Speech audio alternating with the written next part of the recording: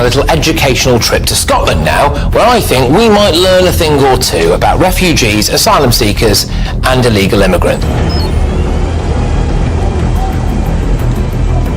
Stand 2-tier policing, stand up! If 1% of them are Hamas soldiers, England's not going to know what hit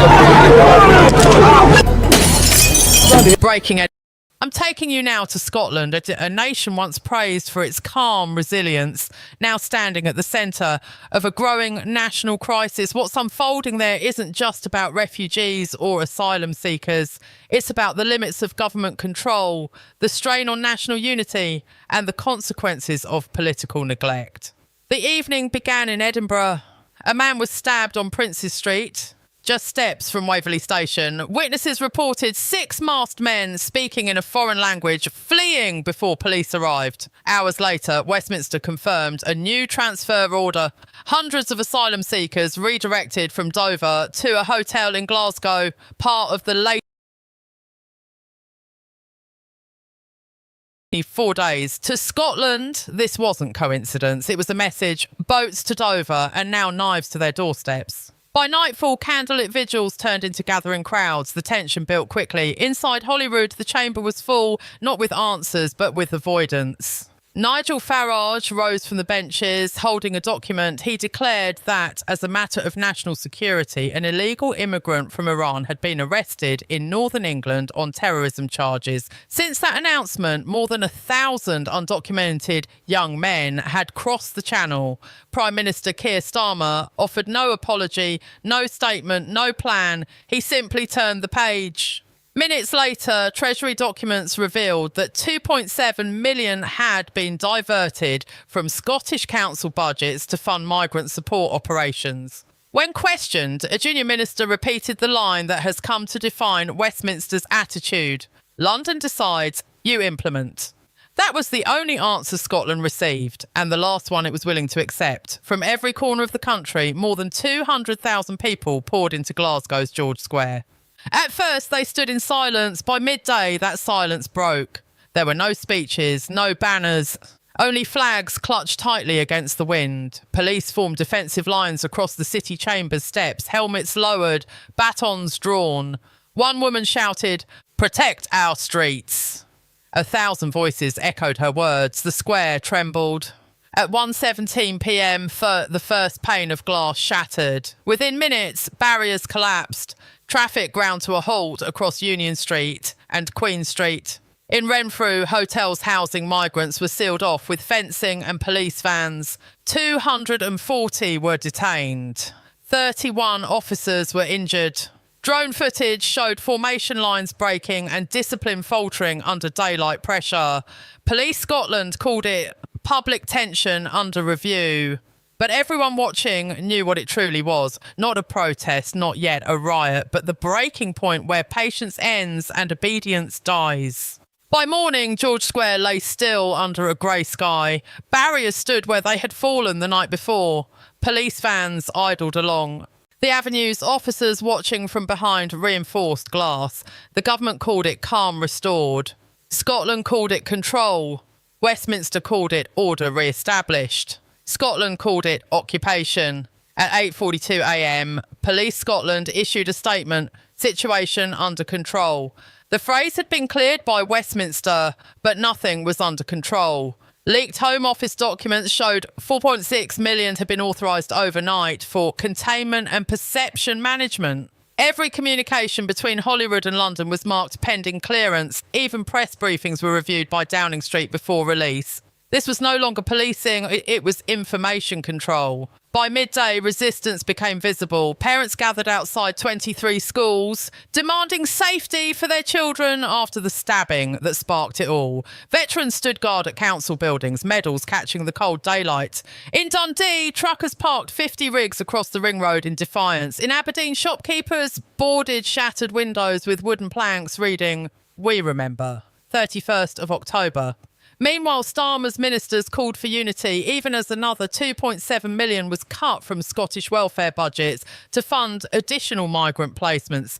They called it balance. The people called it betrayal. For the first time in decades, Scotland wasn't asking London for answers. It was counting the cost and naming who sent the bill. Morning arrived quietly across Scotland, but it was not peace. It was control. London had begun shaping the narrative. News anchors were instructed to stay calm. The word riot disappeared from the headlines. Police checkpoints appeared on every major road. Buses were stopped. Phones were inspected. The Home Office called it a precaution. The people called it fear. South of the border, BBC presenters read from identical scripts. But in Glasgow, one anchor refused. Her broadcast cut off mid-sentence. Silence where truth should have been. That silence echoed louder than any official statement. At 10 a.m, Prime Minister Keir Starmer met privately with Police Scotland. Hours later, 2 more hotels in Perth and Inverness were approved for asylum housing. No consultation, no local vote. Starmer believed authority was control, but he underestimated what silence could mean when trust is gone. By midday, workers abandoned construction sites. Students walked out of classrooms. No slogans, no chants, only cold, unflinching stares. Something fundamental had shifted. This was no longer rage. It was refusal. In Glasgow, the barricades rose higher. Every bridge was manned, every station guarded. The government insisted these were measures for public safety. No one believed it anymore. At 1 p.m. in Dundee, a mother stood on her doorstep holding a sign that read, "Protect our children." By evening, hundreds of windows across Scotland bore the same message. At 5:30, the veterans returned to George Square. No chants, no speeches, just the sound of boots on wet pavement. Old men wearing medals beside younger men still bearing dust from the day's work. The government called them extremists. They called themselves fathers. When police advanced to clear the square, one officer stepped aside and whispered, "Not today." That moment, captured and deleted within minutes, spread across the internet. 40 million people saw it before it vanished. 40 million citizens reminded what loyalty truly means. London ruled by fear, but fear had changed direction. By dawn, Scotland woke to headlines written in London. Order restored. Communities united. Outside, the reality told a different story. Shops remained closed. Flags hung at half-mast. Bus stops carried new posters reading, "We serve the people." The message spread faster than any government decree. Farmers joined factory workers. Church bells rang across towns for the first time in weeks. Not for mourning, but for memory. In Aberdeen, 3,000 dock workers refused to unload government cargo. Their words were simple: if London can't feed our families, it won't feed itself. That night, an independent journalist published figures the BC had withheld. £9.4 million cut in just 3 days for emergency asylum housing. Suddenly, the truth became clear. This was no longer about migration. It was about silence, about who controls it and who breaks it. Scotland was not rebelling. It was remembering. Remembering who it was before obedience became routine. By dusk, London began to panic. Internet speed slowed nationwide. Posts disappeared within minutes. The Home Office blamed technical faults. Few believed it. People returned to paper and ink, flyers, notes, word of mouth. Bus drivers carried handwritten letters between towns. Churches opened their doors to those too afraid to speak openly. There were no leaders, no slogans, only truth spreading quietly across the country that had stopped listening to orders. At 9 p.m, another video surfaced. A police officer removed his helmet and faced the crowd. "We serve the people," he said, "not the protocol." The clip was deleted within hours, but it was too late. 50 million views, 50 million citizens awake. Scotland had run out of patience. London had run out of control.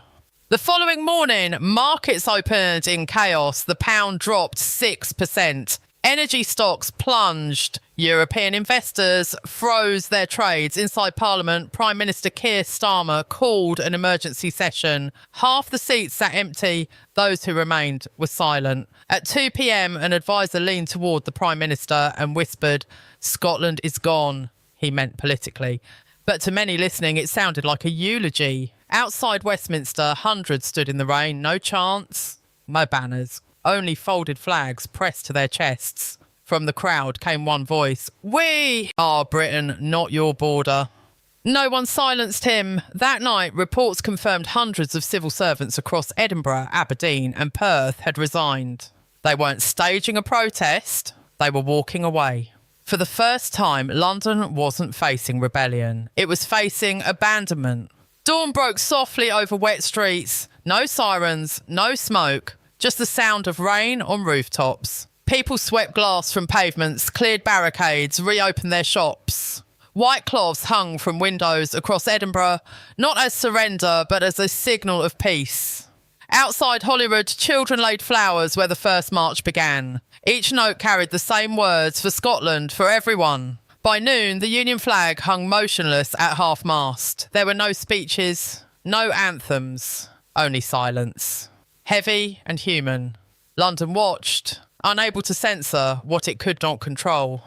What began with one violent act had become a reckoning, a reminder that unity without respect is merely domination. The nation now stood at a crossroads between forgiveness and fury. And for the first time in generations, truth didn't need to shout. It simply stood there, visible, undeniable, and home again. This is Brit News. If you stand for truth, stay informed, because this story isn't ending. It's only beginning. Stay thoughtful, stay aware, and take care of one another.